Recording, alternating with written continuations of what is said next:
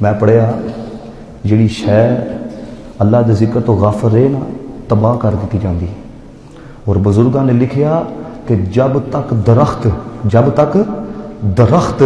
اللہ کا ذکر کرتے رہتے ہیں انہیں کوئی کاٹ نہیں سکتا. فرمایا درخت وب ہی کٹتے ہیں جب رب کے ذکر سے غافل ہو جاتے ہیں.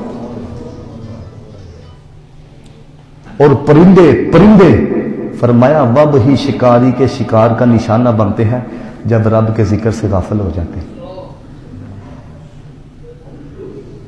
حضرت جنید بغدادی رحمت اللہ تعالی علیہ ایک شخص نے نا بڑا سونا پرندہ پالیا تے جنید بغدادی رحمت اللہ تعالی نے تحفے دے اندر اس نے بھیجے کہ جنید بغدادی رحمت اللہ تعالی پنجرے دے اندر بند کر چھڑے تے اللہ دے ولی سن تے لوکاں دی ملاقات لوکاں دے آندیاں جاندیاں رہنا. تے ایک دن پرندہ کہنے لگا جنید بغدادی نو کہنے لگا اے جنید خود لوگوں سے آزادانہ ملاقاتیں کرتا ہے اور مجھے بند کر کے رکھا,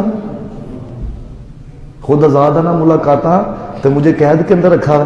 حضرت جنید بغدادی رحمت اللہ تعالی کے اندر میں جدو پنجرے چو کڈیا نا اس پرندے نو کہندے نہیں تو ہوا دے اندر بلند ہویا نا تے کہنے لگا اے جنید وہی پرندے شکاری کے شکار کا نشانہ بنتے ہیں جو رب کے ذکر سے غافل رہتے. اس نے پھر اگلی جڑی گل آکی کہنے لگا میں ایک دن اپنے رب کے ذکر سے غافل رہا تھا. کتنے دن؟ ایک دن. جنید دیکھ تو صحیح مجھے کتنی قید و بند کا سامنا کرنا پڑا ہے. پھر وہ پرندہ کہتا ہے مجھے افسوس ہے اس انسان پر جو صبح بھی اپنے رب کے ذکر سے غافل رہتا ہے رات بھی اپنے رب کے ذکر سے غافل رہتا ہے. اساں لوکاں نوں موت بھول گئی ہے.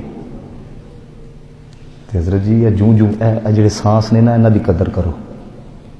ایک نہ ایک دن رکنی نہیں ہے تے مول انہاں دا ہی پینا ہے جنہاں نے زندگی دے مقصد نو سمجھ لیا ہے گا, مقصد حیات نو سمجھ لیا ہے گا.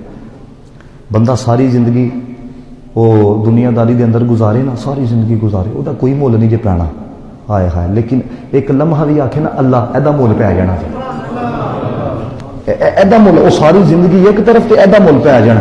وہ ایک بادشاہ